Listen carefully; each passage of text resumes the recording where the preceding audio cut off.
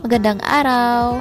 Napabili nga ako nitong mini generator na may 150 watts with 220 volts. Kailangan na kailangan ko talaga to dahil lagi na lang nawawala ng kuryente dahil nga sa bagyo. Ako pala ay naka-work from home at medyo nakaka-stress nga pag biglang nawala ng kuryente. Kaya laking tulong talaga sa akin tong mini generator na to. Kailangan mo lang ihanda yung extension wire dahil pwede mo itong gamitin sa rice cooker, cellphone, laptop, wifi at iba pa. Ang nabili ko pala ay may kasama ng panel na pwede mo lang itong ibilad. May kasama na rin tong charger pag gusto mong i-charge gamit ang kuryente. May LED light na pala itong kasama. Pindutin mo lang yung pangatlong button na pula at yun na. Magkakailaw na yung relasyon nyo.